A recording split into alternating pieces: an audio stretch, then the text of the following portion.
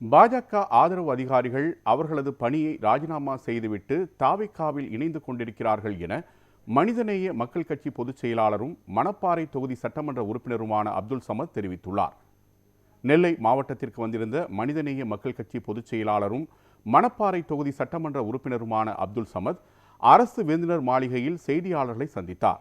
அப்போது மனிதநேய மக்கள் கட்சியின் திருநெல்வேலி மாவட்ட தலைவரும் திருநெல்வேலி மாநகராட்சியின் 50வது வார்டு மாமன்ற உறுப்பினருமான ரசூல் மைதீன் மிக சிறப்பான முறையில் பணியாற்றி வருவதாக தெரிவித்தார். இதை பொறுக்க முடியாத தமிழக வாழ்வுரிமை கட்சியைச் சேர்ந்த உமர் என்பவர் ரசூல் மைதீனுக்கு எதிராக சமூக வலைதளங்களில் அவதூறு பரப்பியதாகவும், இது தொடர்பாக ரசூல் மைதீன் மகன் கேட்கச் சென்றபோது எதிர்பாராத விதமாக மோதல் ஏற்பட்டுள்ளது என தெரிவித்தார்.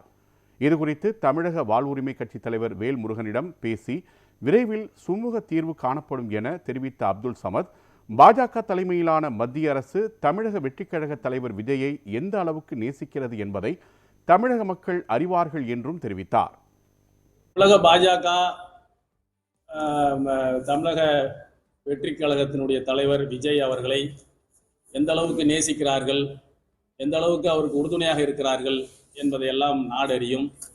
ஓய்வு பாதுகாப்பு கொடுத்து அவரை பாதுகாப்பதிலிருந்து அந்த 41 பேர் மரணம் அடைந்த அந்த கூட்ட நெரிசல் வழக்கை சிபிஐக்கு மாற்றி அருமை பாஜகவினுடைய முன்னணி தலைவர் ராஜா ஜோசப் விஜய் என்று சொல்லி கொண்டிருந்தவர் விஜயை ஆதரித்து இந்த விஷயத்தில் பேசியது முதற்கொண்டு இன்றைக்கு பாஜகவுக்கான ஆதரவு அதிகாரிகள் இன்றைக்கு அவர்களுடைய பணிகளை ரிசைன் செய்துவிட்டு பணியிலிருந்து விடுப்பு பெற்று இன்றைக்கு தமிழக வெற்றி கழகத்தில் இணைந்து செயல்படுவது வரை, இன்னும் சொல்ல போனால் இன்றைக்கு மிக முக்கியமான பிரச்சனையாக இருக்கக்கூடிய மதுரை திருப்பரங்குன்றம் பிரச்சனையில் ஒரு கள்ள மௌனம் காப்பது வரைக்கும் விஜயனுடைய செயல்பாடுகள் என்னவென்பதை இந்த நாட்டு மக்கள் நன்றாக அறிந்து கொண்டிருக்கிறார்கள்.